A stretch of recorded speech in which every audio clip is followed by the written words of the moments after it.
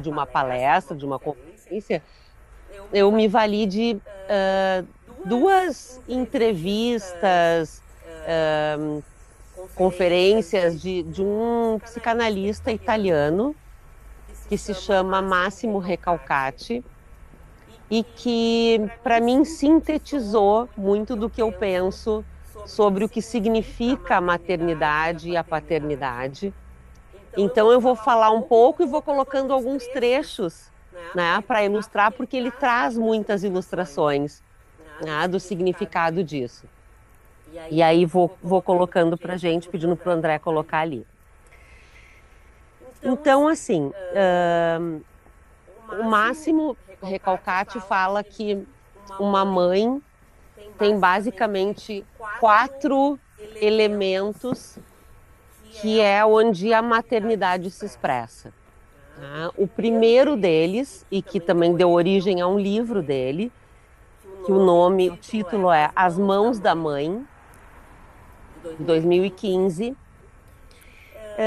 ele coloca que as mãos da mãe, tá, são a primeira língua da vida de um filho. Tá? É onde ele é acolhido. Tá? Então, os gestos, as emoções da mãe, né, vão passar através dessas mãos que acariciam, que embalam, que vestem, que lavam, né? Muitas experiências no corpo do bebê e que vão transmitindo esse senso de maternidade que vai se construindo na mãe, porque não está dado antes do nascimento do filho. Né? Então, seria a primeira linguagem que o bebê conhece. Né? Bom, aí eu vou pedir para tu colocar, André, a conferência da mãe no tempo 3:30. E a gente vai assistir um pouquinho do Máximo falando da mãe de Turim. Buonasera a tutti. Né? Era um programa da TV que ele assistia quando era criança com a mãe dele e que marcou profundamente a vida dele. La madre di Torino. Questo sceneggiato televisivo era tratto da un episodio accaduto nella realtà. L'episodio è questo. Un bambino di pochi anni gioca sul terrazzo di un grande palazzo, all'ultimo piano, spara con la sua fantasia agli aerei che attraversano il cielo, la madre lo sorveglia mentre lavora in cucina, ad un certo punto il bambino sparisce dalla vista della madre e la madre lo ritrova a penzoloni nel vuoto, aggrappato alla ringhiera. Allora si precipita verso suo figlio, lo prende nelle mani e passano ore, il bambino nel vuoto e le sue mani nelle mani di sua madre. Questa scena si è scolpita in me. I due cercano di fare dei segnali sotto per chi passa, perché qualcuno li venga ad aiutare. Nessuno se ne accorge.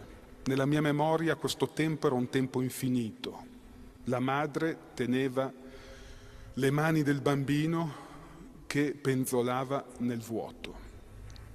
Ecco, mi sono chiesto tante volte perché questa scena, le nude mani della madre che tengono nelle proprie mani le mani del bambino, perché questa scena per me è stata una scena indimenticabile. E la risposta che oggi mi do, quasi 50 anni dopo, diciamo, questo episodio, è che le mani della madre trattengono la vita nel suo cadere nel vuoto, nel non senso, nel precipizio del non senso. Perché la prima funzione della madre, in generale, la prima funzione della madre è evitare che la vita cada nel vuoto, che la vita cada nel precipizio del non senso.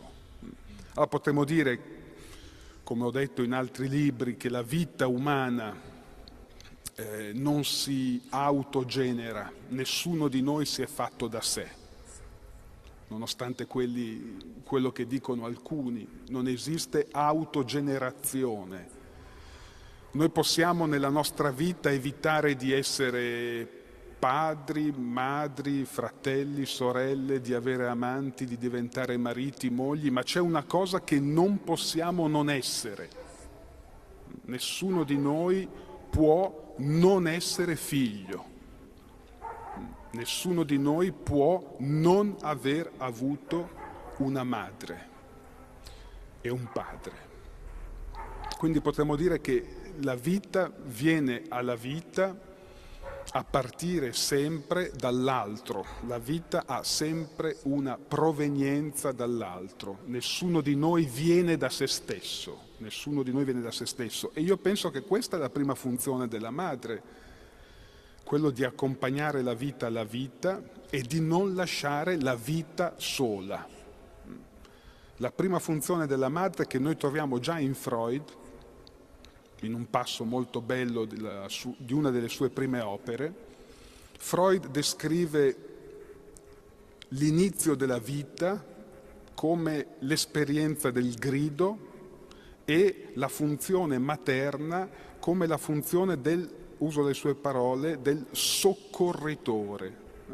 La vita ha bisogno, quando viene al mondo, di un soccorritore. La madre è il primo nome che noi diamo a questa figura del soccorritore. Senza il soccorritore la vita si perde, la vita cade nel vuoto, la vita muore. O que ele traz é que o bebê vem, né, é formado num ambiente intrauterino, onde ele é contido pela placenta, né, envolto pelos líquidos. No momento em que ele nasce, são as mãos da mãe que vão dar essa sustentação, né, para que ele continue se sentindo contido.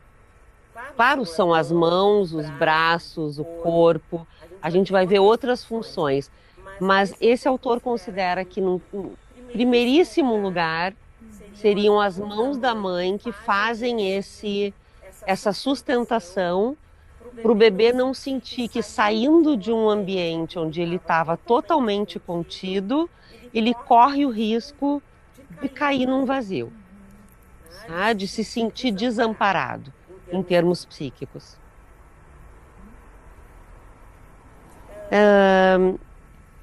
Então, a ideia de que o laço social se inicia, claro, desde a vida intrauterina, mas no momento do nascimento, desse laço primordial com a mãe, né?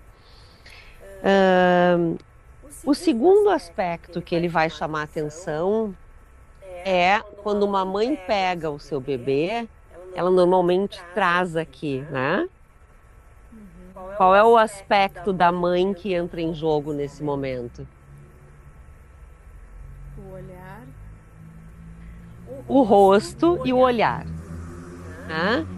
Então, esse é o que a criança enxerga, é um rosto da mãe, que é tudo que ela passa a conhecer. Então, o rosto da mãe ou o olhar, que inicialmente coincide para o bebê com o rosto do mundo. Ela conhece o mundo através do rosto da mãe. Permite que o filho se veja espelhado no rosto de alguém. Então, assim como ele vê o mundo, é como ele se vê. Eu sou alguém porque tem alguém que está me olhando e me transmitindo uma emoção. De acordo com a emoção que a mãe vai transmitindo, o bebê vai começando a reparar naquilo que está através da mãe, né? No entorno da mãe. Outros elementos que a mãe começa a apresentar, outras pessoas que circulam, mas ele só vai conseguir prestar atenção e desviar a atenção dele do rosto da mãe, se a mãe estiver tranquila com isso. Então, esses são os primórdios de uma abertura para o mundo, que é concedido e autorizado pela mãe ou não. A gente hoje vai muito mais falar de saúde do que de patologia, mas a gente pode entender que sempre tem, né, um espectro de possibilidades, né, de acordo com o extremo. Talvez a gente poderia pensar de uma mãe que quer que o bebê fique sempre com ela, porque ela precisa desse olhar do bebê, e quando não está dormindo, porque os bebês dormem muito, mas quando ele está acordado, que ele esteja com ela e garanta que ela continua sendo mãe, ou que ela continue sendo uma pessoa viva, que se sinta viva. Mas se uma mãe está mais tranquila e não depende tanto desse retorno do olhar do bebê, ela pode até continuar olhando para ele e aceitar que ele vá se desviando para olhar para outras coisas.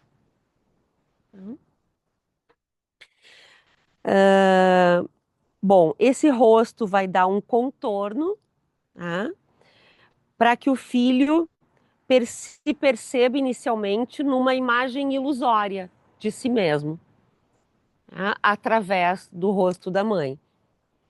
Que mais tarde, depois de um tempo, quando ele tiver frente a um espelho, né, que autores da psicanálise como Lacan ou Winnicott estudaram, esse espelhamento, né, com a mãe, ele vai olhar para a mãe vai olhar para ele, e quando a mãe olha para ele, ele se percebe. Ou seja, é a mãe que abre o caminho, tanto para que ele consiga olhar para o mundo, quanto para que ele consiga olhar para ele mesmo.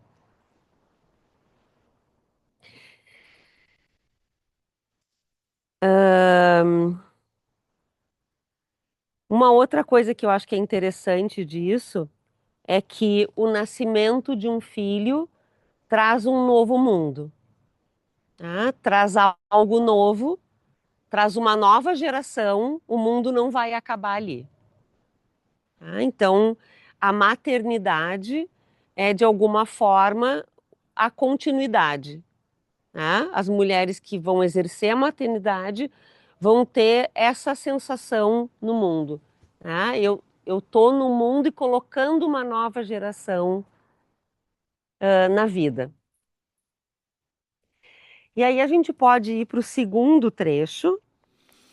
Molti esperimenti di psicologia dell'età evolutiva mostrano un rapporto di dipendenza profonda tra l'esplorazione del mondo e il volto della madre. Ve ne voglio citare due molto noti. Primo esperimento, un bambino di poche settimane di vita, si dice alla madre di non reagire col volto alle esplorazioni che il bambino mette in movimento quando è in braccio di sua madre. Naturalmente, il bambino esplora il volto della madre. Potremmo dire che la prima esplorazione del mondo è l'esplorazione del volto della madre. Se la madre non reagisce rispettando le consegne a questa esplorazione, noi vediamo che a un certo punto il bambino si ferma, smette di esplorare il volto e poi scoppia a piangere. Come dire, la possibilità della conoscenza del mondo è data dalla risposta del volto materno. Altro esperimento molto noto, un bambino che ancora non sa camminare in posizione eretta, quindi un bambino che gattona, lo facciamo gattonare fino a un certo punto, poi creiamo un trompe d'œil, mettiamo una specie di precipizio ricoperto da una lastra di vetro, in modo tale che il bambino percepisca, diciamo, il vuoto, ma che ci sia una lastra di vetro sulla quale il bambino potrebbe continuare a camminare. Mettiamo la madre nel punto di confine, dove inizia la lastra di vetro. Il bambino a gattoni arriva deciso fino all'inizio del precipizio, poi si volta verso la madre. Se la madre reagisce con spavento, il bambino si ferma. Se la madre reagisce con un sorriso, il bambino va dritto avanti senza paura. È un esperimento molto semplice che mostra come le reazioni dell'altro incidono sulla nostra possibilità di incontrare, di aprire o di chiudere l'esperienza del mondo. C'è anche qualcosa che riguarda nella nascita di un figlio, ma anche nell'adozione di un figlio. O se preferite, ogni nascita di un figlio implica un'adozione del figlio. C'è anche un'esperienza che riguarda la madre. Che cosa vuol dire generare un figlio? Che cosa vuol dire avere un figlio, adottare un figlio, diventare madre? Non significa solo, appunto, avere un figlio, ma significa, e in questo senso la generazione, l'esperienza di dare la vita è un taglio irreversibile nello svolgimento ordinario del tempo, nel senso che non sarà più il mondo lo stesso di prima. Quando noi diventiamo genitori, quando una madre diventa madre, il mondo non ha più lo stesso volto di prima. È cambiato per sempre, cioè la nascita di un figlio porta con sé il ricominciamento del mondo. Come dire, il mondo certamente è lo stesso di prima, ma la nascita di un figlio rende il mondo diverso da come era, cioè lo fa ricominciare.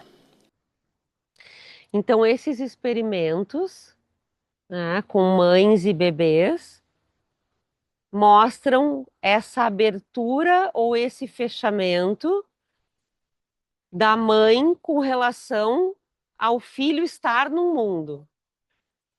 E especialmente quando o filho começa a rumar para um mundo que se distancia dela. Claro que um fechamento, uma dificuldade de uma mãe no início da vida de um filho, nesse inicinho, pode ser recuperado ao longo da vida dele, na infância, né? A mãe tem muitos momentos onde ela pode reabrir o mundo, né? Permitir a exploração do mundo pela criança. Mas o filho, quando olha para o mundo, e isso é interessante, o Winnicott dizia que não existe um bebê sem uma mãe e nem uma mãe sem um bebê. Quando um vai se afastar do outro, tem uma troca de olhares, como aquela brincadeira, mamãe, posso ir? Quantos passos? Né? Tem um jogo, né, que se dá entre essa dupla e que vai dizer quão longe esse filho pode ir nesse momento.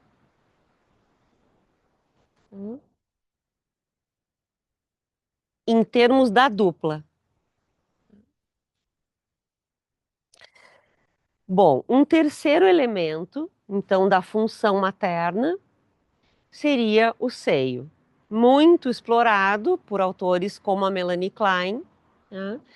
E que vão falar que, para além das mãos e do rosto ou do olhar, o seio vai ter uma importância na função materna, no exercício dessa maternidade. A primeira função, não deixar o bebê morrer de fome.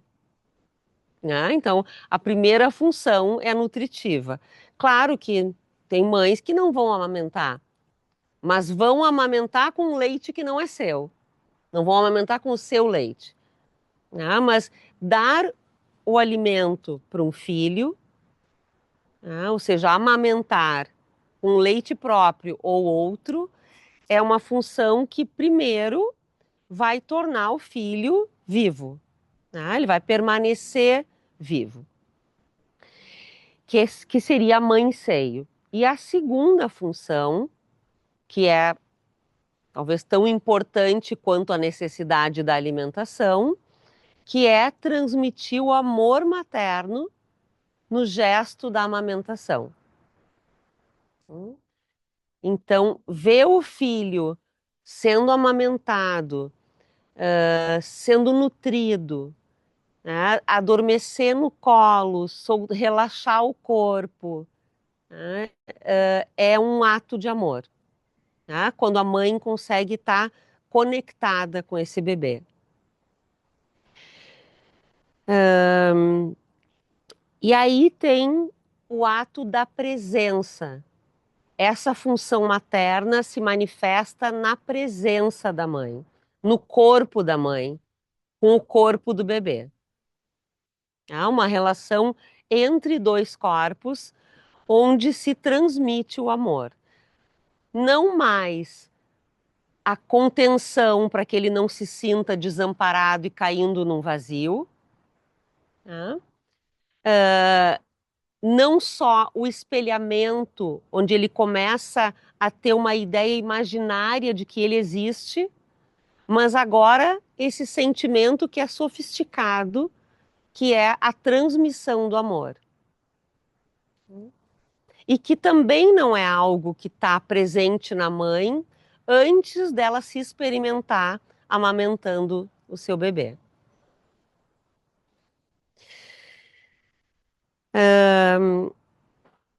Então, uma ideia que o Máximo traz do Lacan, uma ideia que eu acho muito interessante, que é o amor é dar aquilo que não se tem. Fiquem à vontade, tá? Eu quero que tu detalhe um pouquinho. Sim. Então, o amor diferente de caridade. Tá? Quando a gente tira uma roupa do guarda-roupa, porque eu tenho duas, três, eu tenho sobrando e vou dar para alguém que não tem ou que tem menos, eu dou aquilo que eu tenho. E eu continuo seguro, porque eu tenho outras coisas para me abastecer.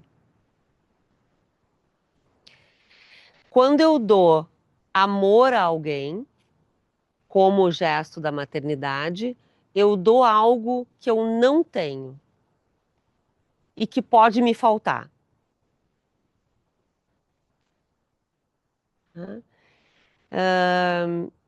Eu lembro, né, da amamentação e depois de amamentar, de me sentir seca, de pedir água. Né? Eu dei algo que, e estou falando da coisa mais concreta possível, mas que era muito perceptível para mim. Eu dava algo que me faltaria depois. E aí uma cena me chamou muita atenção hoje, no terremoto da Venezuela. Após 10 dias, foi encontrada uma mãe com 5 ou 6 filhos. Ela estava amamentando todos durante 10 dias. Eles sobreviveram porque ela tinha um bebê também e ela deu leite para todos os filhos. Certamente ficou sem.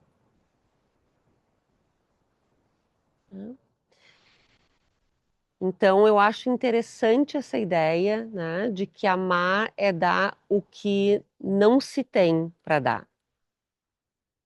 É transcendente. Vamos assistir mais um trechinho, então, do Máximo. O i mariti oggi chiedono alle loro donne, dare il tempo. Ecco, dare il tempo a chi amiamo è dare quello che non abbiamo.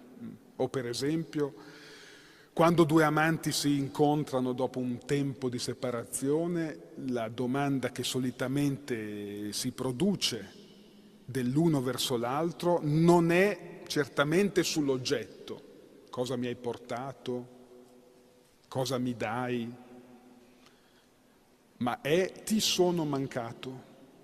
E questa è la domanda dell'amore. La domanda dell'amore è sulla mancanza. I bambini vogliono sentire di poter mancare all'altro Il segno dell'amore è il segno che il bambino può suscitare, provocare una mancanza nell'altro.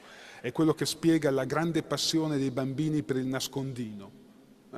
Quando i bambini si nascondono e quando giocano coi genitori, soprattutto al nascondino, come faceva mia figlia, che ogni volta che tornavo a casa quando era piccolina non si faceva trovare, e dunque io dovevo fare una sceneggiata ogni volta e dire: dov'è finita Camilla? Come potrò vivere senza di lei, senza Camilla?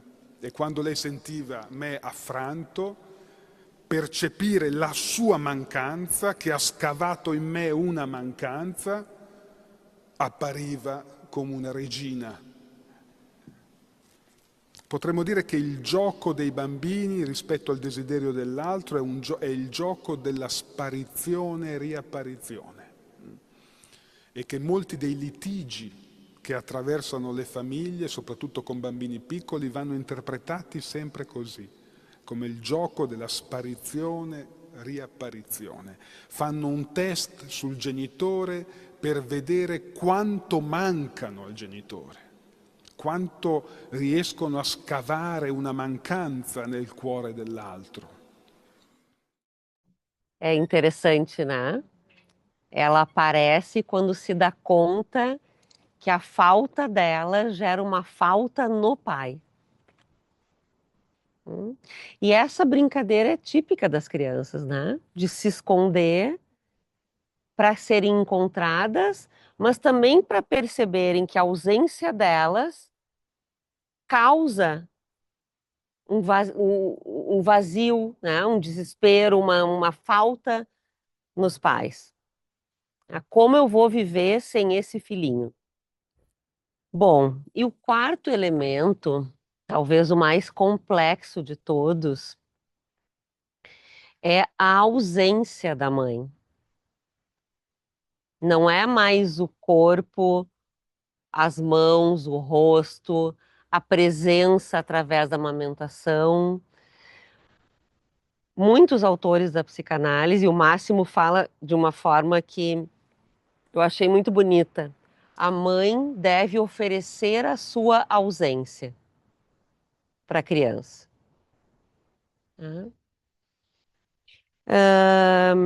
A gente, né, em psicanálise, acho que uma das teorias mais bonitas, né, é a formação simbólica na nossa vida. Né? É como a gente consegue passar a representar uma ideia dentro da gente e carregar ela dentro. Então eu posso me afastar dos objetos, porque eu carrego uma ideia de que eu e a minha mãe somos uma dupla, ou que eu e o meu pai somos uma dupla. E isso é inabalável. Então eu posso me afastar.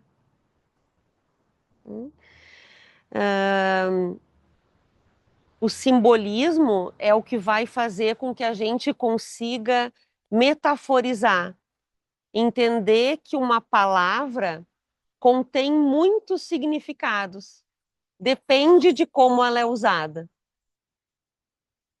Sem esse jogo simbólico, né, de esconder e aparecer, de ser várias coisas ao mesmo tempo, de ser e não ser. Às vezes a gente diz uma coisa que não é o que a gente está sentindo. Mas só quem consegue captar isso é quem chega num nível simbólico de entendimento do mundo. Uma criança só começa a falar se o outro não entende o que ela está querendo. Ela fala por necessidade de se comunicar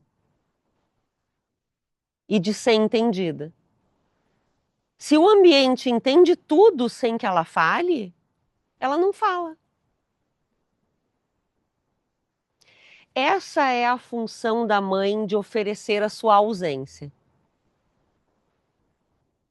Na ausência da mãe, vai ter que ser criado uma outra coisa para que a criança se sinta segura.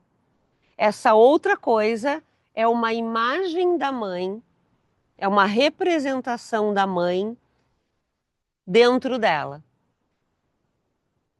Essa é a teoria básica freudiana, né, do início, né, de 1905, da sexualidade infantil, que é quando, ou mais precoce ainda, né, 1800 e final de 1800, né, ali no finalzinho desse milênio, onde ele escreve um texto que é um texto que ele não publica, que se chama O Projeto para uma Psicologia Científica.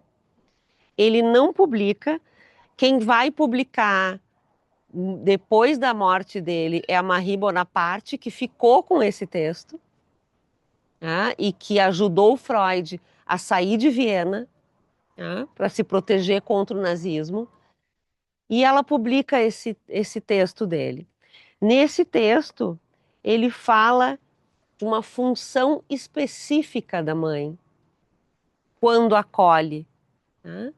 Cria vias neuronais que iniciam um pensamento, tá? Quando a mãe amamenta e depois se retira, nunca a próxima amamentação vai ser igual à primeira. A primeira mamada da criança é uma mamada mítica, né, que inaugura essa relação. A partir da segunda, porque ela se retirou, é que vai vir o desejo da criança de uma segunda mamada. Então é um texto fundamental, né, para a gente entender esse psiquismo em constituição a partir do laço com o outro. E quando falta essa mãe, ou essa mãe é negligente? Esse é um belo ponto, porque a gente aqui está falando de função materna, enquanto a mãe que exerce a função materna. Mas pode ser que não seja a mãe que esteja disponível para exercer a função materna. Então a gente está falando mais de função do que da figura real da mãe. A pergunta é se a mamada também é literal ou é na função, porque se não tem a mãe, foi abandonado, foi levado para um orfanato, enfim. Não tem essa primeira experiência. Não tem esse desejo nem para a segunda. Como é que funciona isso? A tua pergunta é um pouquinho mais complexa. Vamos pensar que uma mãe, mesmo que não vá ficar com esse bebê, no momento em que nasce o bebê, ele já precisa mamar. Possivelmente tenha sido a mãe biológica que tenha amamentado pela primeira vez. E talvez a segunda vez. Né? Porque é uma fração de horas, né? Entre a primeira e a segunda.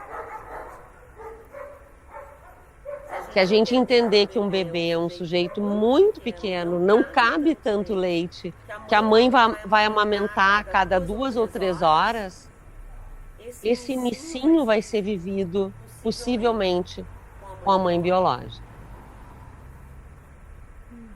O que disso vai poder ser restaurado depois por quem vai exercer a função materna, depende desses 2 sujeitos que se encontram. É um prazer grande estar com vocês. Mas eu só queria levantar algo assim, eu acho que da pergunta do Rodrigo, né, da fala também, né, que tu nos traz, assim, dessa primeira mamada, mas também, assim, do biológico ou não biológico, né? Às vezes, se tem um desejo ali que se faz produzir algo. Então, eu vou trazer aqui uma coisa que me deixou impactada, assim. Foi uma entrevista da Glória Maria, quando ela disse que adotou, né, uma criança e ela queria muito fazer aquela função, né? Queria muito fazer essa função de mãe e queria muito fazer essa função de que a filha pudesse ser amamentada, que a filha pudesse ter essa experienciação com ela, né? Então, me parecia que o desejo era latente ali dela cumprir essa função. E ela produz o leite, né? Então, o quanto tu também, como tu trazes, assim, né? Me parece que vem disso aquilo que é o amor, que às vezes a gente não o tem, né? E não sabe o que é e quer dar para o outro aquilo que a gente não sabe o que é ou que não tem, que está esvaziado, né? A gente não sabe se o outro quer aquilo que a gente está oferecendo sem saber, mas quando há o desejo de fazer essa função, às vezes pode se tornar biológico, sim. Então, eu achei assim um exemplo muito bom para colocar, né? Assim, quando a gente fala de redes, assim, né? Uma mãe com uma rede, né? Que tem que às vezes cumprir ali a sua tela, mas tem que deixar certas faltas para que essa criança vá entendendo de outros modos, de outros jeitos, ou vá abrindo possibilidades para o mundo, né? Às vezes é do desejo mesmo de fazer essa função de mãe, mesmo não sendo mãe biológica, né? É isso que eu gostaria de trazer. Eu acho que dois aspectos que tu traz fundamentais, assim. O primeiro da adoção. Eu acho que a função materna, tanto quanto paterna, elas vão se dar quando esses pais biológicos adotarem essa criança como filho. Uma adoção simbólica, né? Eu sou tua mãe, eu sou o teu pai. E é interessante esse exemplo, né, da Glória Maria, porque é uma mãe que desenvolveu recursos que ela não tinha para dar, para poder se tornar mãe e transmitir o amor de mãe para um outro, né, um filho. Eu acho que esse exemplo fecha bem com essa ideia, né, de que amar é dar o que não se tem. Eu trabalho em educação infantil, sou nutricionista e eu já vivenciei muitas experiências assim de bebês que, que nasceram dentro de orfanatos virem para a escola e gerar esse vínculo, esse afeto, às vezes com o professor, o Uhum. educador que está ali. E, e encontrar esse alimento, né, através de uma mamadeira e encontrar aquele alimento que é o. Eu fiquei pensando, né, que é algo que vem de uma mamadeira que não é. Que a pessoa que está dando mamar também está dando algo que não é seu, né? Mas vai muito da intenção, talvez, que se dá, né? O que não se tem. Eu acho que essas conexões de amor, não sei se eu estou errada ou não, podem vir de outras fontes que não só a biológica, né? Então, acho que a mamadeira também pode passar esse amor e esse afeto, assim, de conexão. Eu não sei A se foi uma mamadeira percepção não, a minha. intenção de quem dá a mamadeira. A intenção, isso. Não, a minha questão, né, é uma preocupação, na verdade, em relação à negligência que muitas vezes a gente vê, principalmente agora, nessa geração de mães com o celular. Já vi várias mães amamentando no celular, o neném ali pendurado literalmente na mama e a mãe teclando no celular, completamente desconectada desse filho. né? Então, eu fico pensando assim que nessas funções primordiais no funcionamento psíquico, desenvolvimento humano, nessa intervenção talvez mais primitiva que existe, essa criança está sendo roubada dessa experiência, dessa experimentação, dessa relação e dessa constituição como sujeito, né? Então, não sei se vai muito dentro da linha daquilo que tu está te propondo abordar, mas é uma problematização que eu gostaria de trazer, porque é quase que me avilta quando eu vejo essa cena, né? Me agride, porque é muito, muito agressivo tu ver isso, e de uma mãe que está completamente ausente daquele momento ali, né? Então, eu queria trazer essa reflexão. Eu acho que é uma preocupação que eu me uno, né? Porque, claro que a gente não pode generalizar no sentido de que uma mãe que eventualmente está conectada no celular enquanto amamenta o seu filho, pode ser que em tantos outros momentos da amamentação ela esteja conectada com a criança. Mas é uma preocupação, eu concordo contigo, né, de pensar que nesse momento em que ela teria que dar para essa criança algo que vai faltar a ela, né, ela tá, é uma entrega, e ela tá, ao mesmo tempo que nutre a criança, se nutre, né, ou não pode desligar de outras coisas que também nutrem o desejo dela, a gente pode entender que a cultura contribui para uma falha materna, que a gente não sabe ainda os efeitos que isso vão ter, né?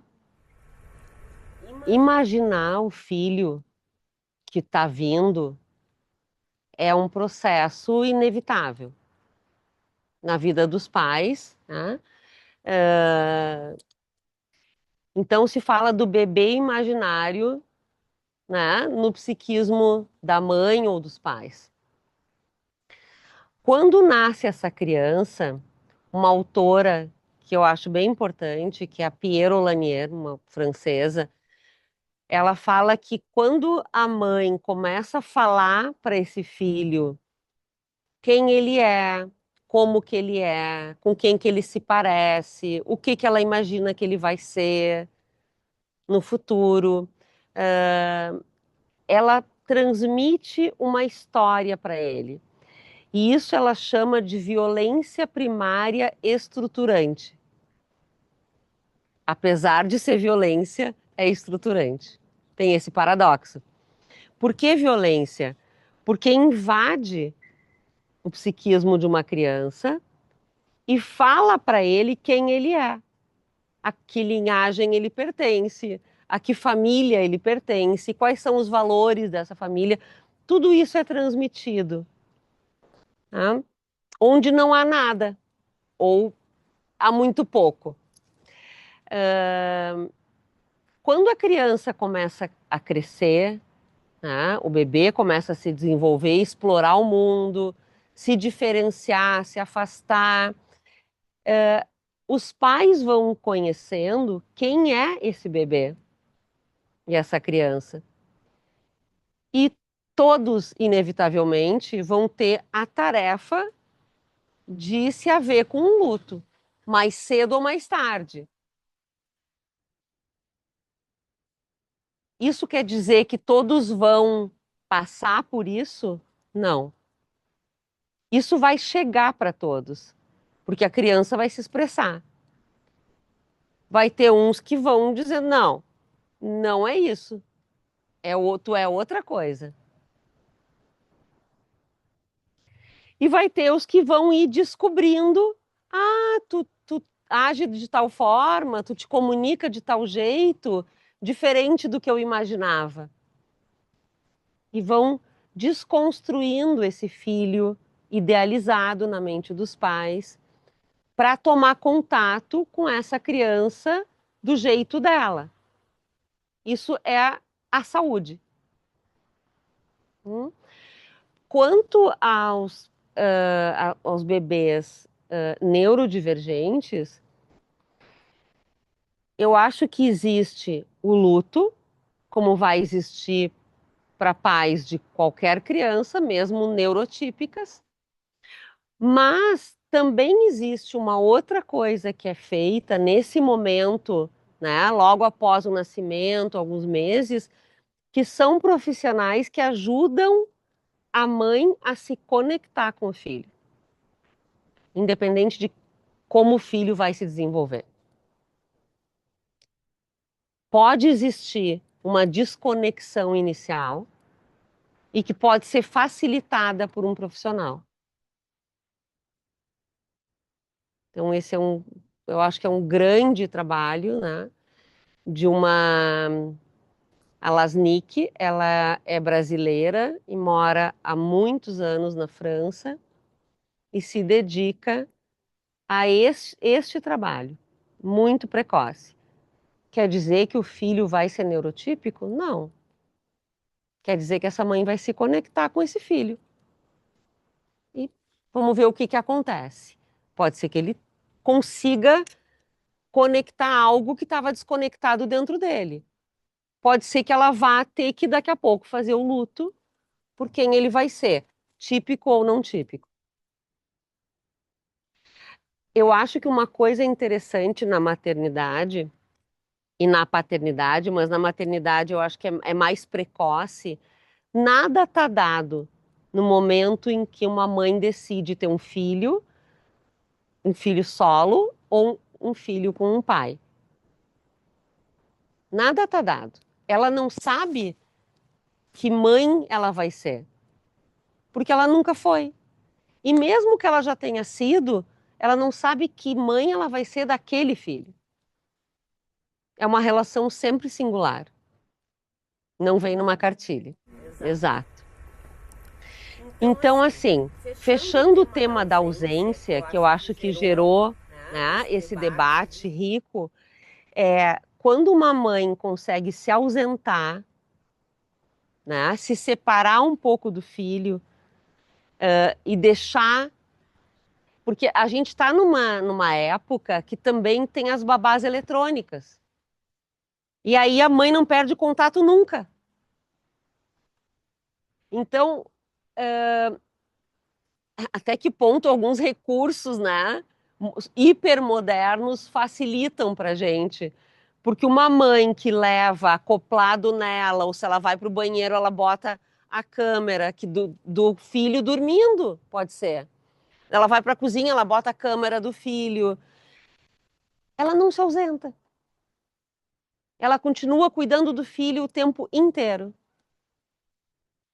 E aí é uma mãe que se torna mãe o tempo todo. Ela deixa de ser mulher, ela deixa de ser profissional, ela deixa de cuidar do próprio corpo quando vai no banheiro, quando vai tomar banho. Ela deixa de ter momentos sozinha ou com o parceiro, porque ela tem que estar vigiando o filho. Então, a mãe que consegue dosar ausência e presença, tá, em contato com o filho para entender o quanto ele suporta de ausência, é uma mãe que vai dando para o filho a ideia de que existem outras coisas na vida dela para além dele, ou que ela é outras coisas além de mãe. E essa falta é super constitutiva, né, para o sujeito, assim, para a criança, para o bebê. É super importante, assim, para que ele venha vir a ser um sujeito. Vir a ser um sujeito que deseja outras coisas além da sua mãe. Exato. Eu não vou lembrar de cabeça, mas segundo o Winnicott, uma mãe teria 18 razões para odiar um filho. E claro, se a gente pensar, o filho aprisiona, distancia do trabalho, distancia do parceiro, demanda muito, demanda aquilo que eu não tenho para dar. Então, é muito desafiador, né, se tornar mãe. Eu vou contar uma experiência, então. O meu filho bem pequenininho Pá, e tinha muita cólica. E eu precisava, nos primeiros 3 meses, ficar muito com ele no colo. Então, assim, ou ele estava mamando, ou ele estava regurgitando, ou ele estava com cólica. Raramente ele estava dormindo tranquilo no bercinho, porque voltava a cólica, eu tinha que ir correndo pegar. E aí, eu não preciso te dizer que eu não tinha tempo de fazer comida, de tomar banho, de fazer nada, né? E um dia eu pensei, bom, eu vou chamar uma pessoa, mesmo que nos Estados Unidos e na condição que a gente vivia não era algo muito típico, vou chamar uma pessoa para limpar a minha casa, mas o que eu mais quero é que ela fique cuidando dele enquanto eu vou tomar banho sossegada. Pelo menos isso. E aí veio a senhora, uma senhora coreana, e eu disse: ah, tu dá uma atenção para ele, eu vou deixar ele aqui no carrinho, tu vai levando junto aonde tu tá limpando, não precisa ser uma limpeza muito, né? O que eu quero é que tu fique olhando ele. Eu vou tomar banho. Eu estava no banheiro, embaixo do chuveiro, e ela começa a bater na porta de um jeito quase violento. Eu pensei, não é possível. Não é possível. Eu perdi o único instante que seria só meu naquele momento. Eu saí molhada, abri a porta para saber o que que era. E ela falava em coreano. E ela me disse, Spider! Eu disse, tem uma aranha no meu filho. Eu saí, porta fora do banheiro, pingando por tudo, molhada. Cheguei no carrinho. Spider! E ela disse, lá. Apontou no cantinho da parede. Eu fiz assim para ela. Voltei pro meu banho, desliguei daquela cena. Ele estava ali, não tinha nenhuma aranha em cima dele. Deixa aquela aranha lá enquanto eu vou tomar o meu banho. o fato é que essa asiática nunca mais voltou para fazer. Nunca mais voltou. Nunca mais voltou. Ela fugia, não atendia nem telefone da Cris. Gostaríamos que ela voltasse. De vez em quando. A desilusão. Choque, além do teu tema, é um choque cultural, né? Choque cultural. Ela ficou apavorada. Nunca mais a asiática voltou.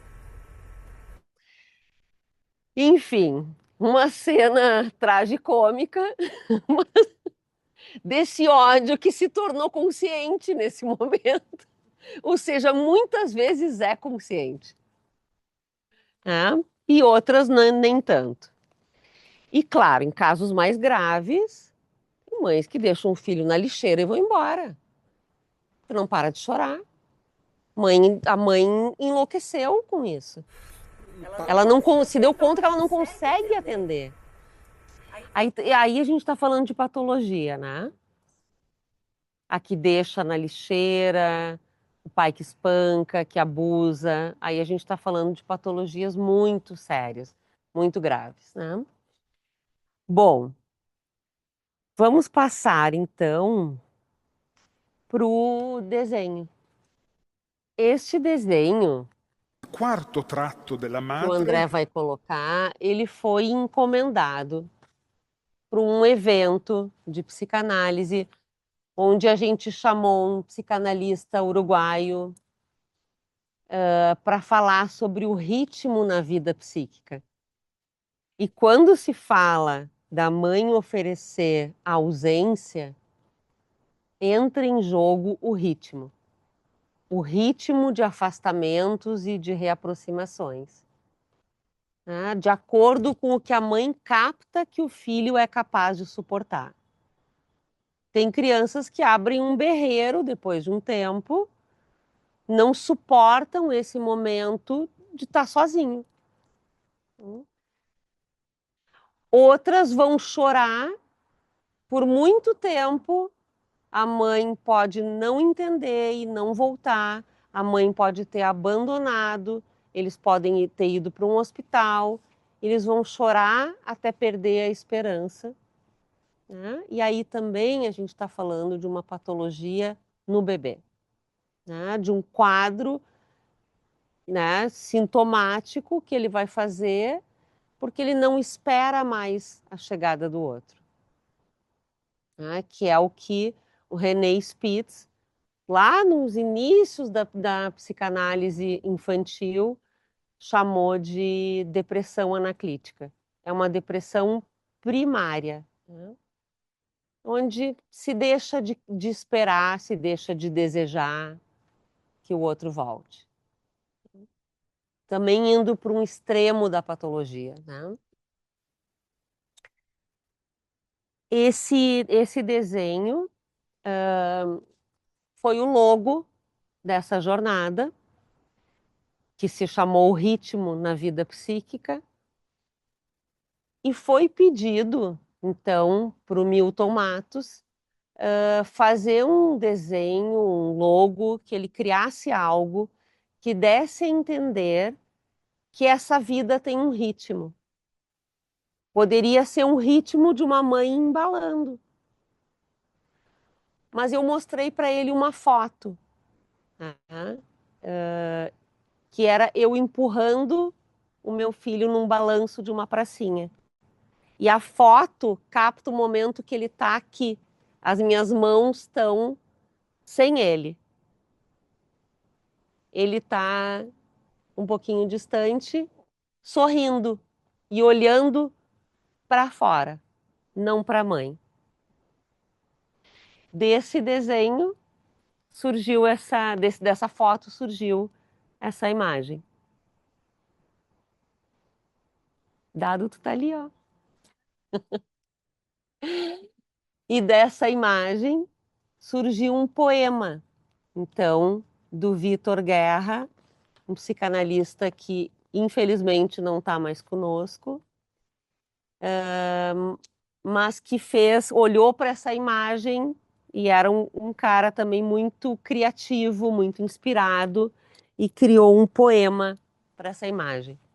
Eu vou ler para vocês o poema, acho interessante vocês olharem mais para a imagem do que para o poema. O título do poema é Três Linhas em Ritmo. 3 linhas apenas, ondulantes, ascendentes, descendentes, 3 linhas dançando no universo, na folha em branco. O círculo da folha envolve a figura, enquanto esta viaja pelo papel, inaugurando vida. Inaugura traço, marca, sentido. Pode apenas uma linha vestir de sentido um espaço vazio? Em 3 linhas, 2 vidas. Uma mãe que olha um bebê, que dorme ou olha outro espaço. Na verdade, não importa se dorme ou olha, importa que unidos estão se separando.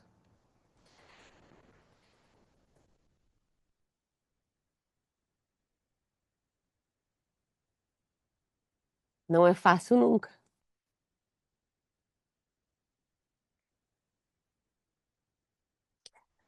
Porque entre a mãe e o bebê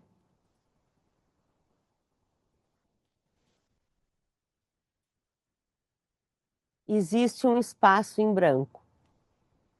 Porque entre a mãe e o bebê pulsa um pequeno vazio. Separação, distância, ponte, respiração, ritmo. O que os une na imagem? O gesto do rosto que olha, que envolve, a mão que guia e se continua na curva do corpo, continuidade na descontinuidade, mais além do vazio no espaço em branco. Algo da mãe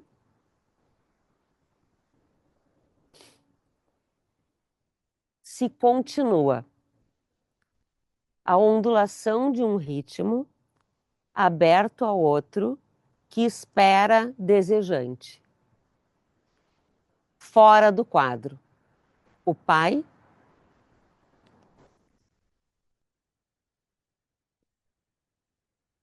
Este é o poema do Vitor Guerra, escrito em 2013. Então foi arte sobre arte, né? E é interessante ser nesse espaço, né? Onde também se faz arte, com música, né? Com tratamento, com voz, com instrumentos. Então, e é interessante porque eu pulei uma parte, né, sobre a mãe. Existe sempre dentro de uma mãe que quer ficar com o seu filho e uma mãe que quer deixar ir, né? Esses dois lados têm que negociar, né, para que o filho possa ir, mesmo com o desejo de ficar. Então, mas também tem o desejo que ele vá, né, e tem a vibração e o orgulho em cada conquista, desde o primeiro passinho. Por que te emociona? Justamente por esses dois lados.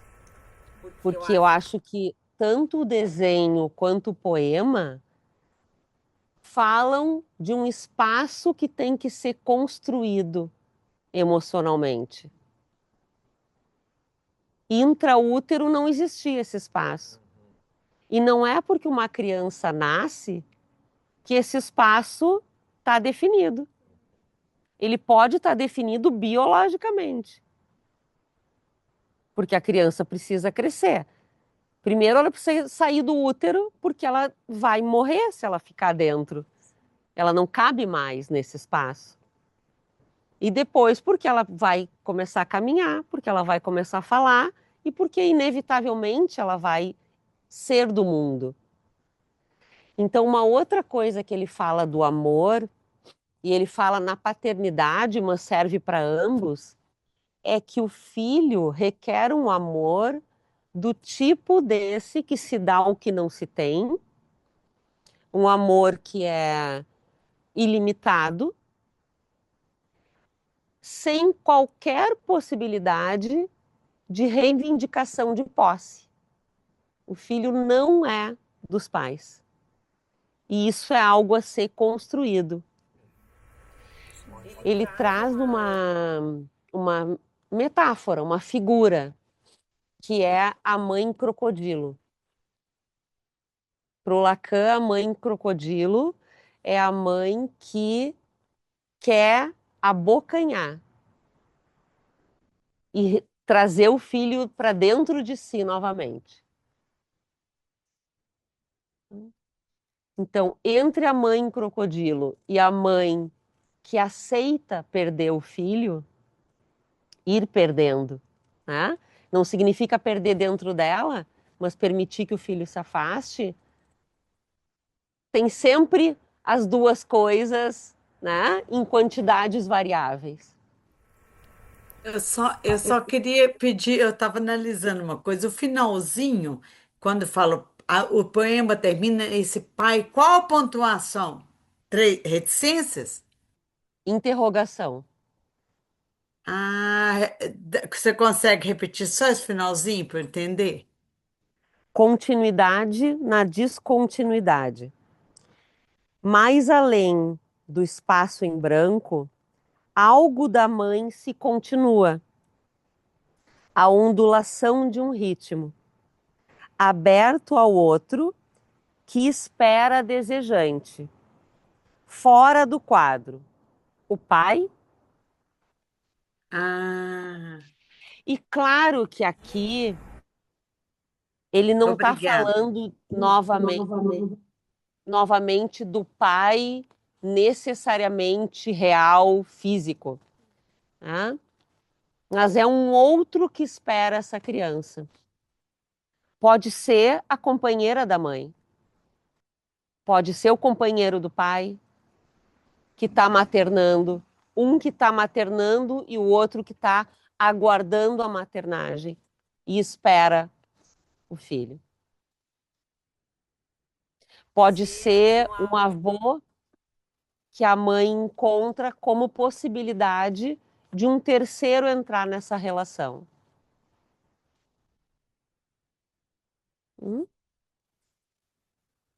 Eu só protesto porque eu sou o pai aqui, tô fora do desenho. Eu não tô no desenho. Bastava mais uma linha. Me veio uma fala tua do início que falou que através da permissão dos olhos da mãe é que o filho enxerga ao seu redor e reconhece outras pessoas. Então, acho que foi isso que me remeteu, né? Então, o pai vem depois através da autorização dessa primeira pessoa que seria a mãe. E fui para esse Exato. lugar. Uhum. Agora entramos no pai, que não é menos complexo. A gente vai falar, então, em função paterna, que muitas vezes é exercida pelo pai e muitas outras vezes é exercida por outros que estão inscritos no desejo materno. É quem a mãe deseja. É para onde a mãe olha quando deseja outra coisa além do bebê.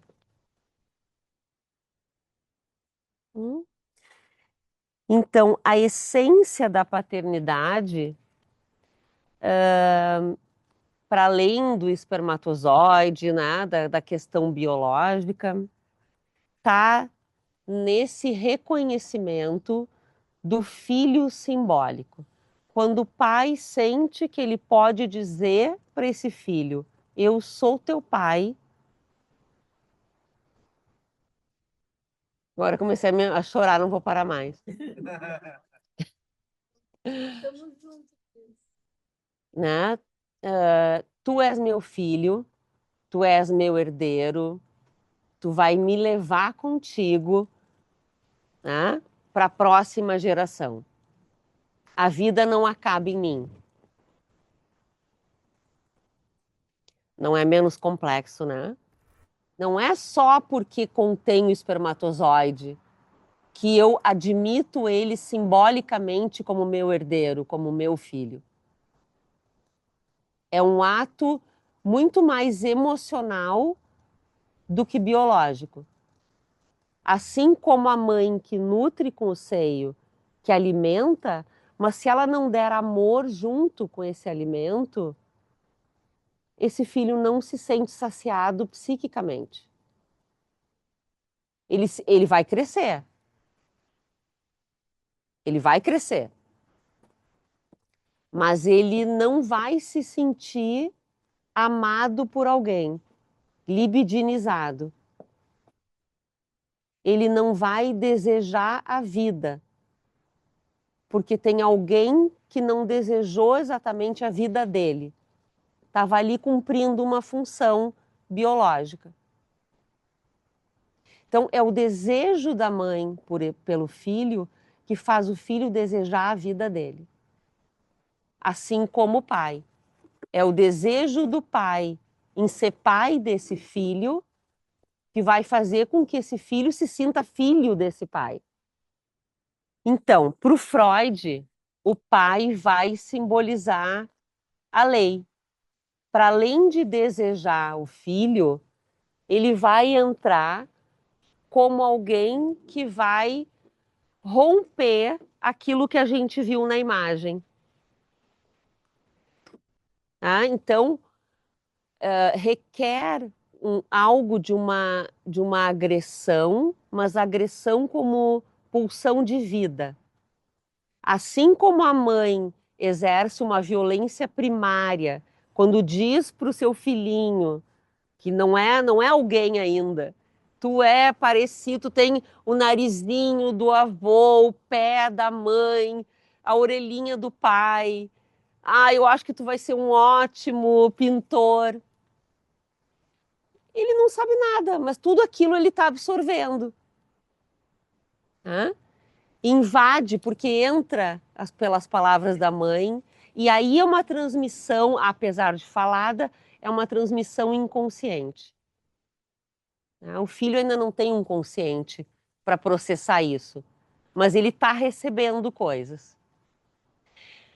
O pai, quando entra, o Milton desenhou aquelas 3 linhas, a que empurra e o filho, dentro de um círculo.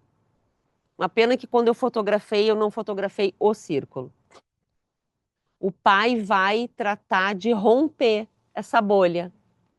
Ele vai se oferecer. Ele vai se colocar nesse mundo e vai despertar inicialmente o olhar da mãe, não o do filho. Quando o bebê sente que a mãe olhou para o outro lado, aí ele vai olhar.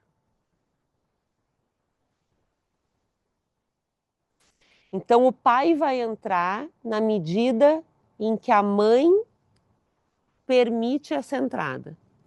O pai pode estar ali todos os dias.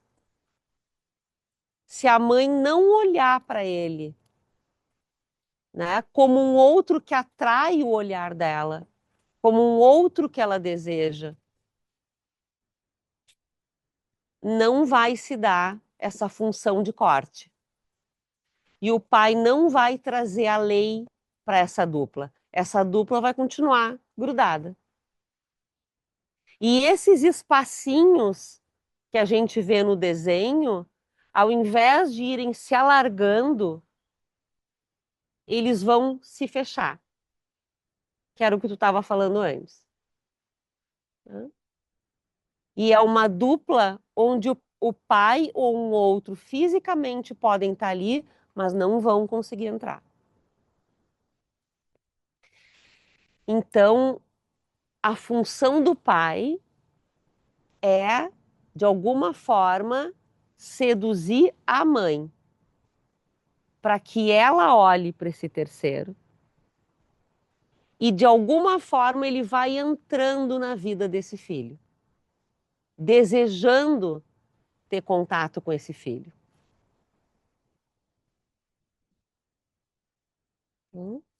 Por isso que o pai está fora daquela imagem. Porque vai exigir um grande esforço para entrar. Da dupla, com o bebê no meio.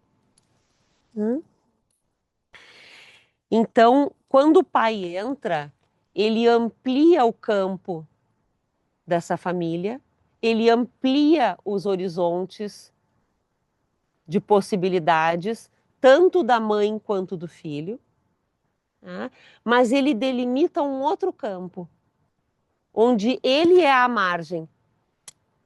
É o corpo dele, é a mente dele, tu pode vir até aqui. O pai se oferece de borda para esse filho. E é interessante, eu volto para o Winnicott em alguns momentos, porque o Winnicott fala que uma criança que já... Bom, uma criança antes de sentar e ter os seus brinquedinhos à volta, ela já está brincando com os dedinhos, com o mobile, com a fraldinha, com o bichinho que está no berço. A criança só vai brincar e exercer essa função que é a origem da criatividade se ela estiver num ambiente seguro e delimitado. Então, essa vai ser uma função tanto da mãe quanto do pai de delimitar esse campo, né? O pai agora mais ampliado, um campo mais amplo, mas também com um limite.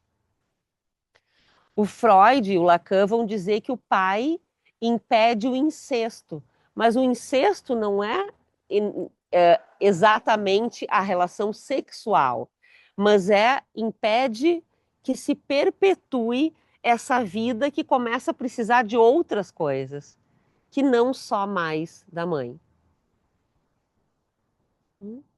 Então, ele é alguém que valida essa passagem, valida esse espaço terceiro para outras coisas além desse universo da dupla.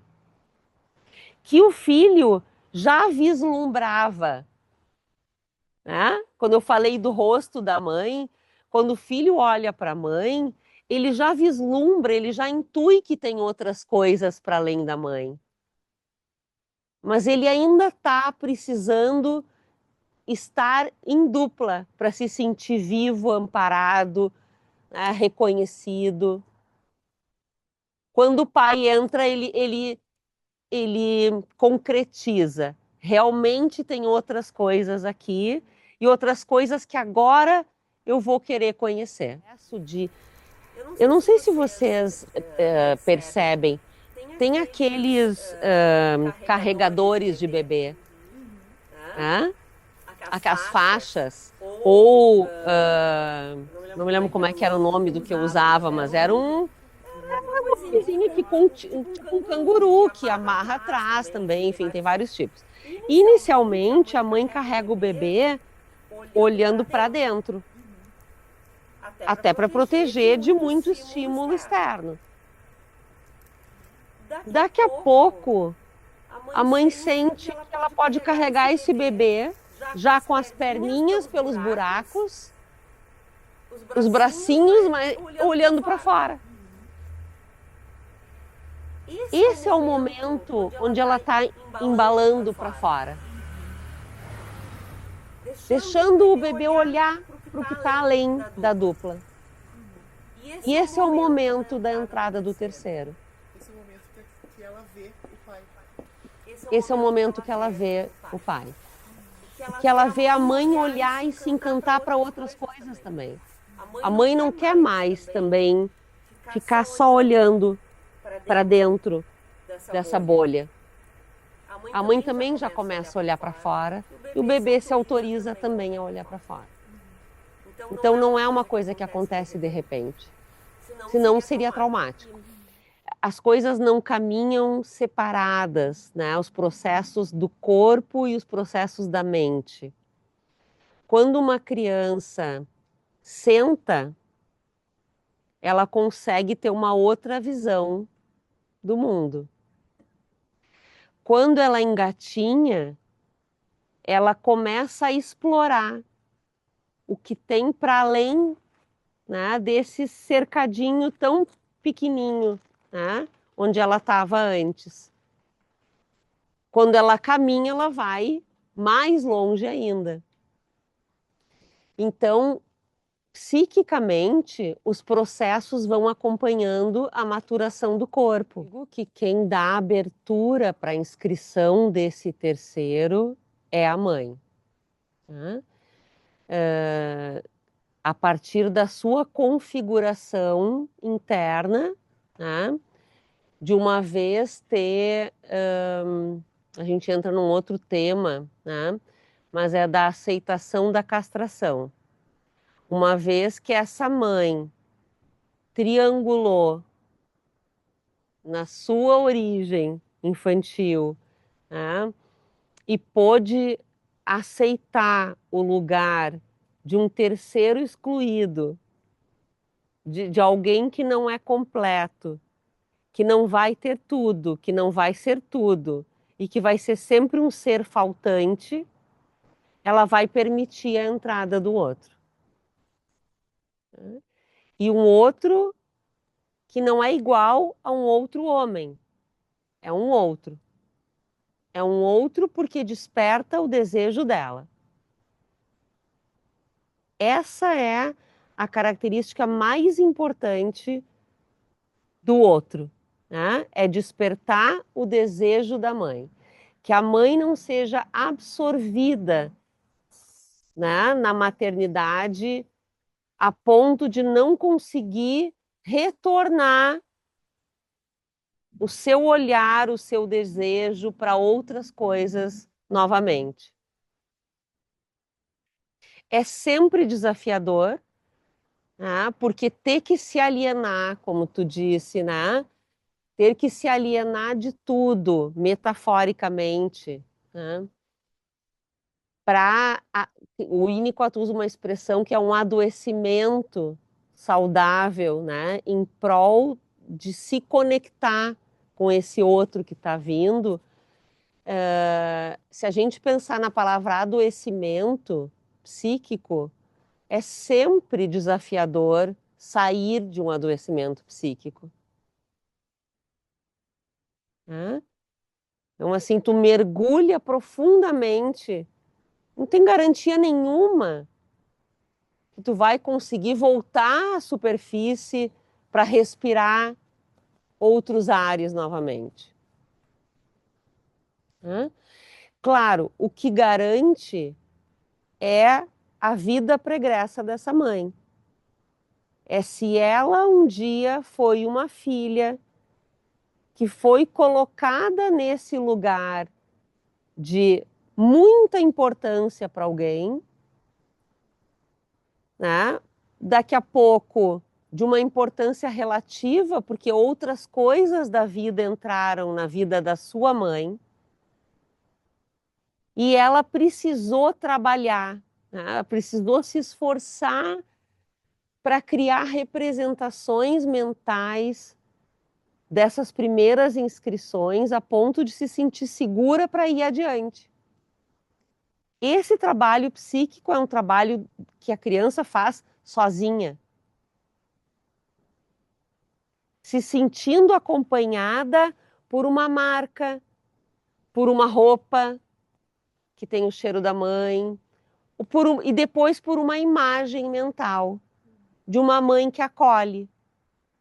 E que eu me identifico com essa imagem e passo a fazer comigo o que um dia essa imagem provocou em mim.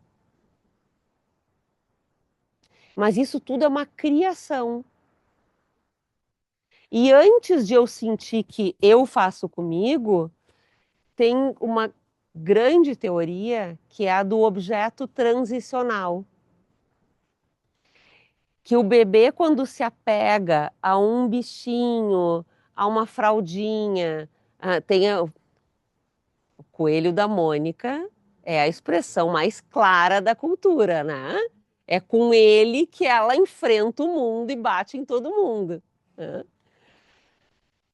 Então, o coelho da Mônica tá grudado nela, tem o cheiro dela, representa ela e ao mesmo tempo a mãe. Ele condensa nesse objeto que se presta para uma transição. Ele condensa a união dela com a mãe, mas também o espaço em branco entre ela e a mãe. É complexo porque ele é as duas coisas ao mesmo tempo. Ele não é a mãe e é a mãe. É um representante da mãe. É a partir daí que o objeto interno, que a segurança interna, né, nas minhas memórias, com ser acolhido, ser amado, ser desejado pela mãe, passa num nível intrapsíquico e eu posso abandonar o coelho. Vai ficar guardado na caixa de brinquedos por muito tempo. Mas eu não preciso mais andar com ele todo o tempo comigo. O pai entra mais ou menos por aí, né, como uma outra figura. Né? Não é exatamente o corpo da mãe como objeto transicional, que é mais primário à entrada do pai. É anterior à entrada do pai. O pai entra como um outro. Se nesse momento os pais trocam fralda, dão mamar, dão banho, eles naquele momento são os suplentes maternos. Não tem o reconhecimento interno da criança que existe no mundo algo para além dela e da mãe. Ou um conhecimento muito rudimentar, muito inicial, da presença de um outro, do cheiro do outro, do gosto de um outro, da troca de olhar com o outro. Vão ser escritos alguns fragmentos desse outro, que depois vem a ser um outro quando ela já está pronta para abrir. Ela está pronta para ser embalada para fora. Pensando em parentalidade, tu achas que a gente pode estar reescrevendo um pouco diferente o papel da entrada desse pai e o quanto impacta na vida da criança com a nova forma de se relacionar e de se reconhecerem como homem e mulher na vida, quando se tornam pais, né? A paternidade e a maternidade como hoje se conectam, o quanto isso pode estar mudando essa representatividade na vida da criança que está chegando. Acho que sim, eu acho que o lugar do pai, vamos pensar juntos aqui, o lugar do pai hoje é outro. Aquele pai que era a autoridade em casa e que entrava em casa com um olhar mais duro, com gestos mais fortes, que era o que quando a mãe não sabia fazer, dizia, pergunta pro teu pai. Esse pai, de alguma forma, está quase em extinção. 20 anos para cá, algo assim, 30 anos. O lugar do pai vem sofrendo uma crise para chegar numa outra coisa. Então não é aquele pai mais distante que quando entra com força, entra com autoridade, ou que batia nos filhos para mostrar que quem mandava.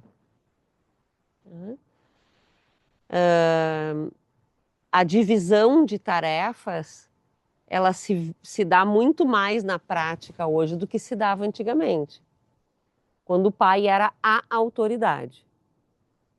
Então, hoje a autoridade é do pai e da mãe.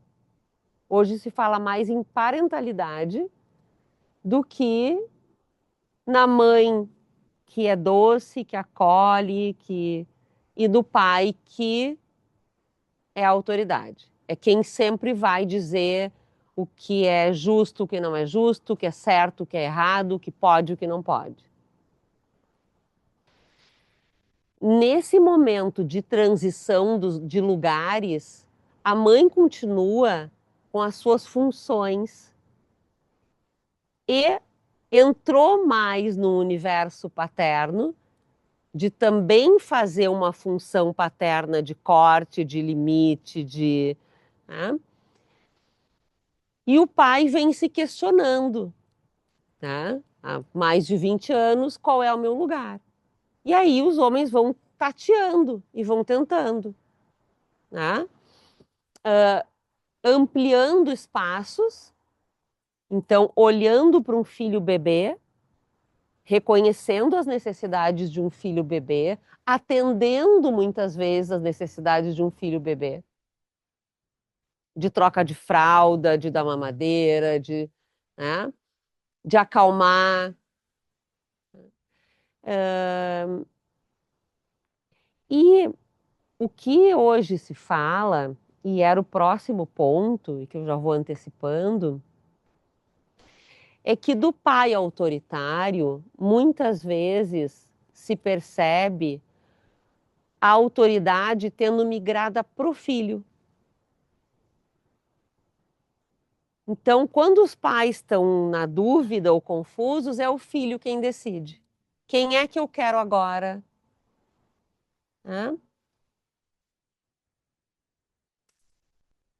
E isso é um problema, né? Porque aí os pais ficam, especialmente o pai, porque não tem a garantia de toda essa função inicial materna, que segue bem constituída, o pai inseguro fica submetido ao filho, coloca no filho a sua autoridade, porque o que ele quer é sentir que é bom pai. Quem é que vai dizer se ele é bom pai? O filho. E aí o pai não consegue mais ser a lei.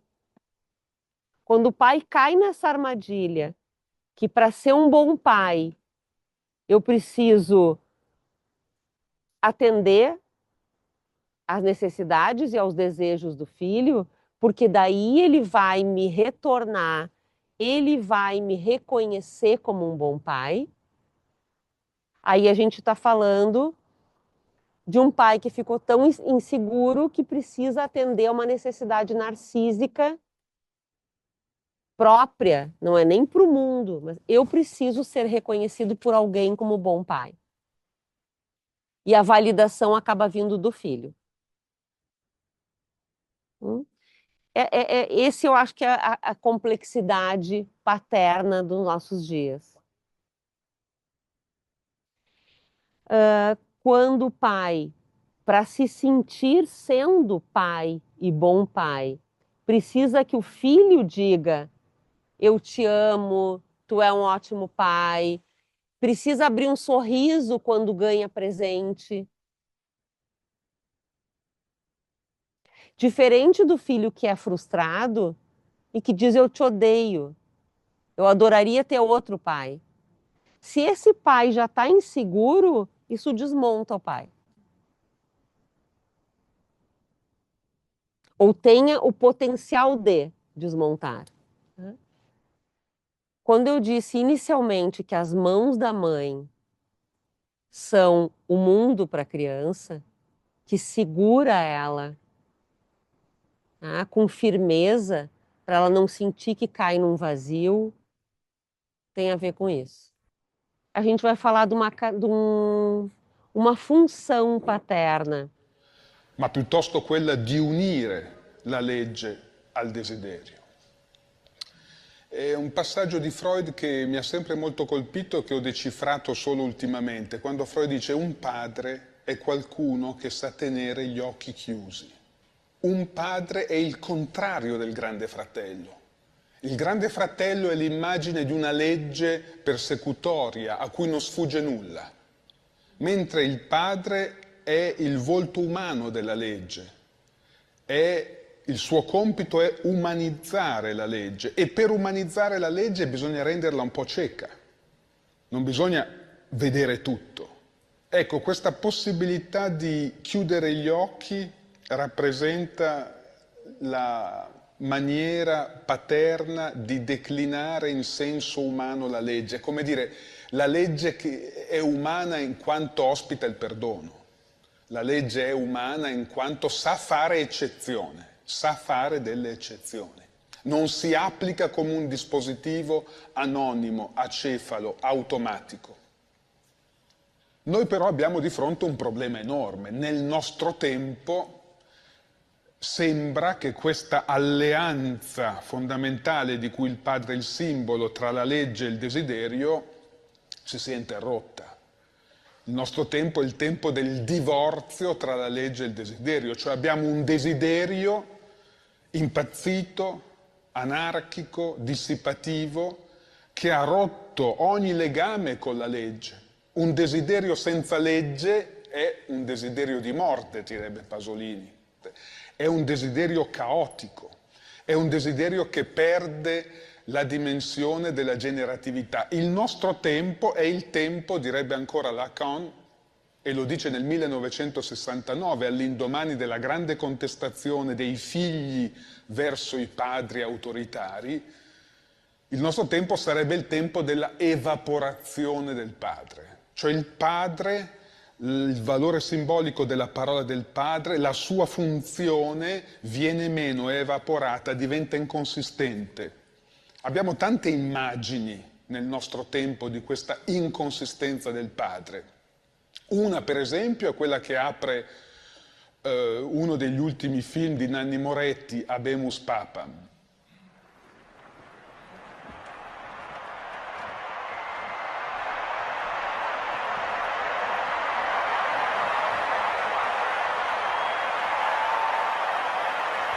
Fratelli e sorelle carissimi, queridísimos hermanos y hermanas, Gescher, Frère, Sœur, liebe Brüder und Schwestern, dear brothers and sisters, Nuncio vobis gaudium magnum, habemus papam.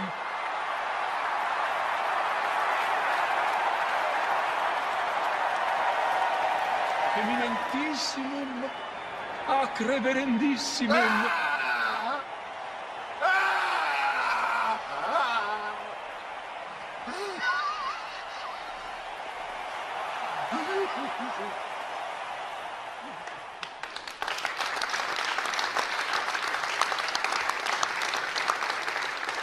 Un cardinale viene nominato papa, si affaccia sul balcone di San Pietro e invece di guidare con voce ferma, autorevolezza simbolica il proprio popolo, si mette a piangere come un bambino. C'è un'inversione della catena generazionale.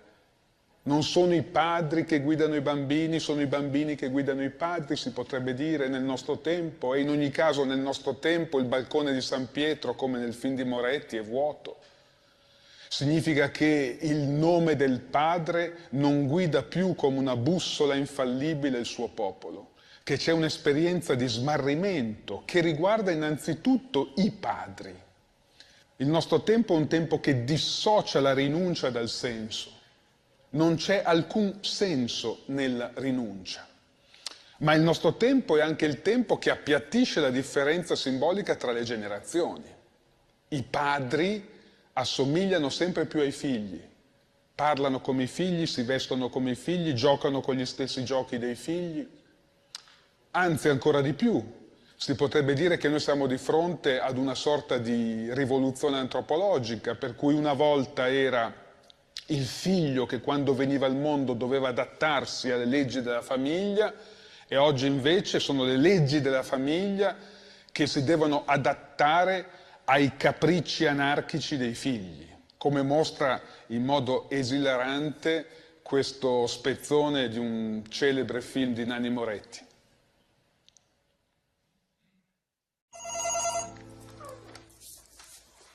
Come va?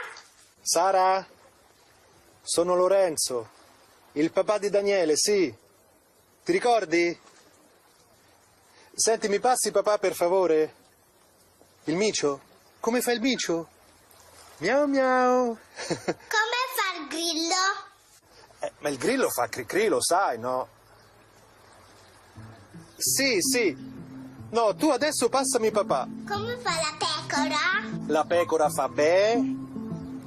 Il gallo fa chicchirichì. Come fa? Sara, ti prego, passami il papà. I-o. L'asinello fa I-o. Lo sai questo, no? Ma non li conosco tutti. Da anni ormai Salina era dominata dai figli unici. Ogni famiglia... Pio pio, il pulcino fa pio pio.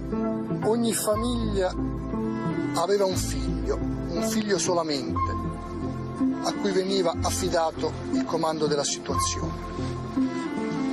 Ormai era praticamente impossibile comunicare per telefono perché nelle case gli apparecchi venivano subito intercettati dai bambini che per ore...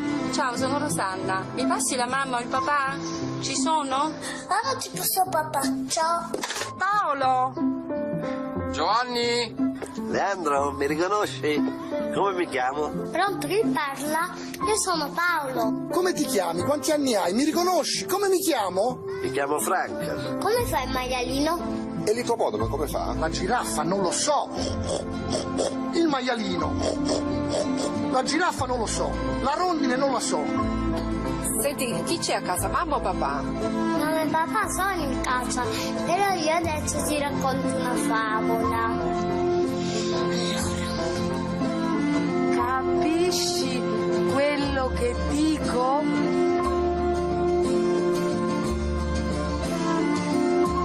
Non bene, si racconta. Mi capisci quando parlo?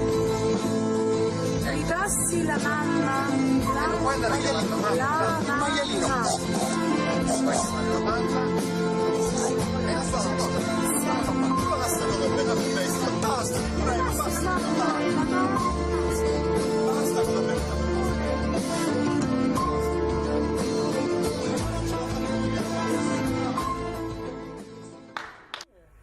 Para o filho, o valor que ele dá para a sua vida, o interesse dele em viver, em ser um bom profissional, em ser ético. E o filho vai poder olhar para o pai nesse lugar de quem está dando um exemplo mais do que quem diz pode, não pode. Em alguns momentos, obviamente, que vai ter que dizer, mas do pai que dá uma palestra, que senta o filho para dar uma palestra. E que isso talvez seja uma coisa ultrapassada. Claro que sentar para conversar, dar o seu testemunho, eu sinto assim as coisas, como é que tu sente, mas ser alguém que pode mostrar para o filho o valor que ele dá para a vida, tanto o pai quanto a mãe. A forma como encara a vida. Diferente de um pai que o Recalcati chama do pai educador, que é o pai nesse lugar ideal, de tem que ser como o pai. E aí o filho não se sente livre para ser como ele é. Então, a figura do pai testemunho que ele coloca seria a saída não mais para um pai autoritário, nem para um pai que delega sua autoridade para o filho, mas um pai que pode ir mostrando para o filho ao longo das suas experiências e que pode compartilhar com o filho isso. Que não está submetido à tirania do filho. Que ele não pode dizer um não porque o filho vai enlouquecer. Não, eu continuo tendo as minhas coisas, a minha vida. Tu pode gritar, tu pode espernear. Se tu quebrar coisas, a gente vai ter que conversar de um outro jeito. A criança por volta dos 2 anos vai dizer não. Porque ela entendeu que quando ela diz não, ela demarca a relação entre ela e o outro. Quando ela se opõe, ela percebe que tem 2 coisas.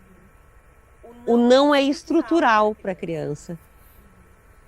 Mas se ela não encontra um limite de até onde que ela pode dizer não, depois de dizer não, de gritar, de espernear, ela vai quebrar. Ela vai bater. E aí se torna um transtorno.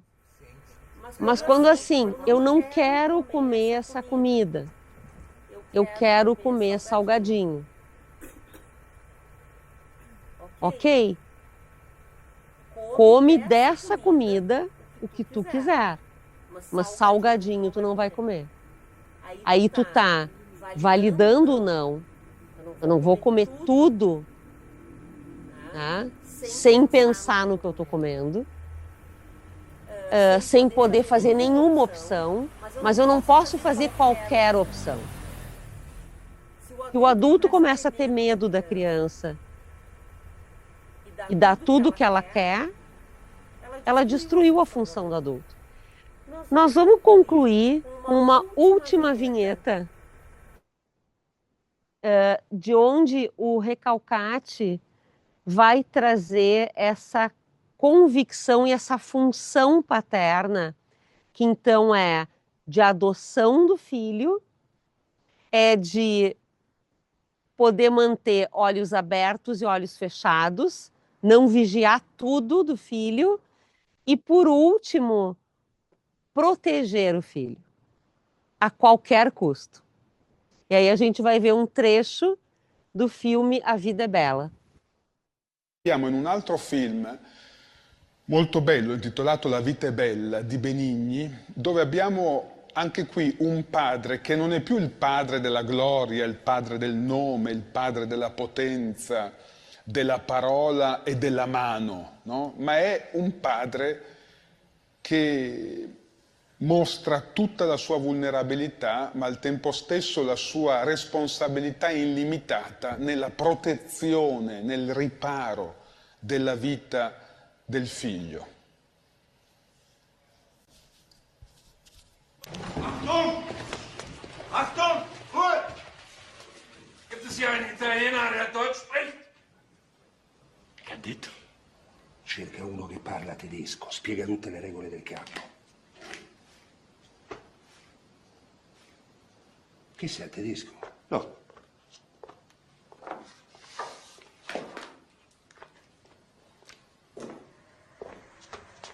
Alles hören, ich sage das nur einmal.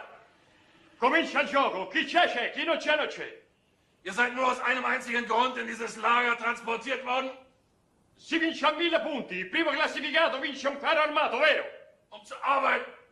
Beato lui. Jeder Versuch der Sabotage wird mit dem sofortigen Tode bestraft. Die Hinrichtungen finden auf dem Hof durch Schüsse in den Rücken statt.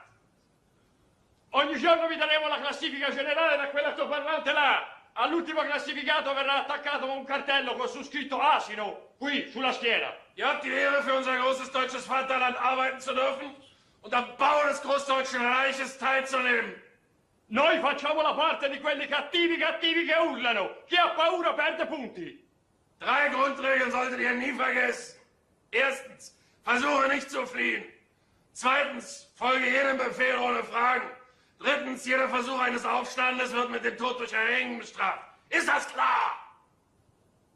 In 3 casi si perdono tutti i punti. Li perdono 1, quelli che si mettono a piangere. 2, quelli che vogliono vedere la mamma. 3, quelli che hanno fame e vogliono la merendina. Scordatevela! Ihr solltet glücklich sein, hier arbeiten zu dürfen. Es wird niemandem etwas geschehen, der die Vorschriften befolgt. È molto facile perdere punti per la fame. Io stesso ieri ho perso 40 punti perché volevo a tutti i costi un panino con la marmellata. Gehorsamkeit ist alles. Dal Bigocche. Und noch etwas. Lui di Fragole. Bei diesem Pfiff alles raus auf den Hof, aber schnell. Ah, non chiedete i lecca-lecca perché non ve li danno. Ce li mangiamo tutti noi. Antreten in Zweierreihe. Io ieri ne ho mangiati 20. Schweigt! Mal di pancia. Jeden Morgen. Però erano buoni. Ist Appell. Lascia fare. So, das wollte ich euch noch sagen. Dort hinten werdet ihr arbeiten. Ihr werdet die Dimensionen des Lagers leicht begreifen. Scusate se vado di fretta, ma oggi sto giocando a nascondino. Ora vado, se no mi fanno tana.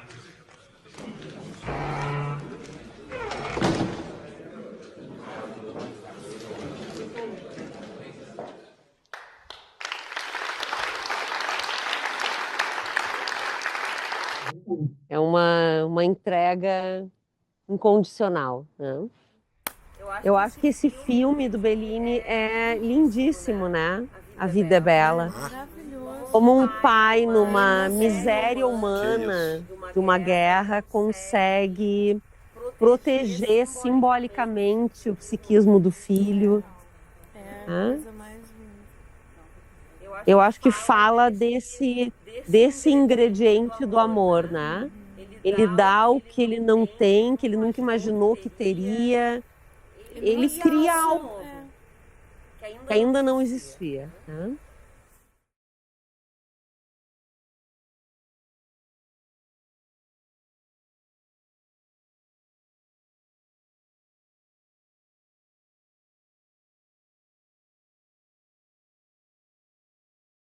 Que o dado pegava o controle remoto de casa e o controle remoto de casa da NET tem 2 pontinhos, tem vários pontinhos, mas ele apertava no vermelho e o azul. E isso atrapalhava toda a programação do controle. E eu criei uma música. Don't press the blue, don't press the red, because this is Your Dad's Control. E ele cantava junto comigo, não aperte o azul. Tocando guitarra, não aperte o vermelho, porque esse é o controle do teu pai. E ele, quando vinham os avós, nós cantávamos juntos. Don't press the blue, the red. Até hoje ele sabe. Até hoje ele sabe. Because this is your dad's control. Don't press the blue. 2, 3, 4, 6, 7, 8. Don't press the blue. Don't press the red.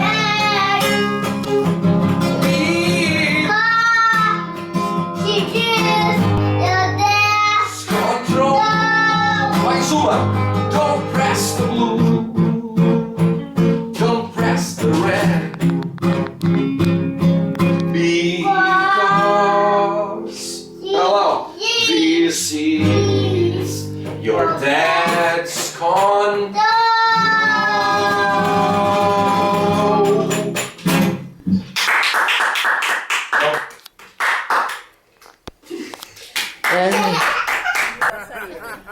Mas ele Já foi pro mundo. Mas ele sabe até hoje isso. Claro. Bom exemplo, Eu quero agradecer primeiro a ICD, depois a Cristina. O tema é muito complexo, né? Muito importante e dá babado para a gente discutir isso não sei quantos séculos. Eu me vi em vários momentos que a Cristina comentou, que a Liliane, né, que eu não conhecia, falou em vários momentos a minha realidade e na realidade das famílias neurodivergentes, que eu atendo muito neurodivergente. Então, assim, quando a Cristina falou o negócio tem muita coisa. Cada hora eu lembrava de uma coisa, deu vontade de falar o tempo inteiro. Então, eu acho que dá assunto demais para ser discutido. Foi muito importante, eu amei. E é uma coisa assim que precisa repetir mais. Eu escutei o André falar que é uma vez no mês, né? Se for toda semana, é pouco. Muito obrigada, excelente tema, excelente esse encontro, excelente. Tu vê pelo sotaque que ela é mineira, né? Mineira! Um trabalho lindo que ela faz e ela é muito fã do ICD, é verdade. E esse tu seus eu sei muito bem, que vocês não são de Minas. Vou passar a palavra para ti. Acho que tu trouxe antes, se professores podem fazer essas funções, a gente vê que, né, na prática isso é o que muitas vezes acaba, porque a subjetivação, ou seja, um processo de alguém se entender, né, no mundo, se perceber, se entender, saber de si, ele começa na família, né? Começa nos cuidadores primários, mas passa-se a vida inteira ressignificando isso e ampliando isso, né? A quebra se dá porque às vezes as crianças crescem pensando, ok, eu sou isso que o meu pai e minha mãe pensam que eu sou, é o que eu penso também. Daqui a pouco, especialmente na adolescência, eles dão conta, não, mas não é isso que eu quero ser. E aí a virada. Ou ele coloca o capacete, né? Tem um autor, Canciper, argentino, que diz, ou eu visto isso que me disseram que eu era e nem questiono, ou agora que eu já tenho uma consciência intelectual, uma consciência corporal, uma sexualidade atuante, né? Como genital, eu posso parar e pensar, tá, mas é exatamente isso que eu sou, o que eu acreditava até então que eu era? E aí começa, né? Então, por isso muitas vezes que se dá um choque. Mas era tudo tão bem até então. O que aconteceu com meu filho? E isso quando acontece a virada, né? Que é a virada para a saúde, vamos dizer assim. É quando a criança resolve que ela gosta de outras coisas. E aí ou os pais se abrem para outras coisas ou se fecham porque o meu filho agora me deu as costas. Te agradecer, então. Eu que agradeço. Querido. Obrigada. Super obrigado por isso. Isso aqui é uma aquarela. Ai, que uma lindo! aquarela que a gente fez 10 anos de CD. E aqui tem uma dedicatória.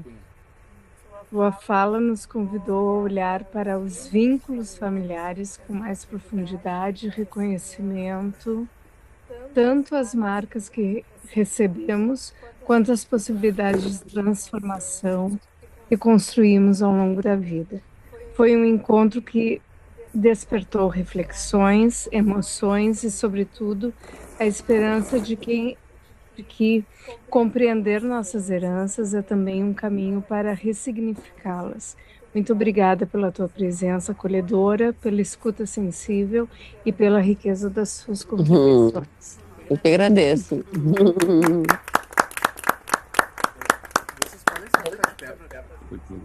Aí, 3 segundos. Aê!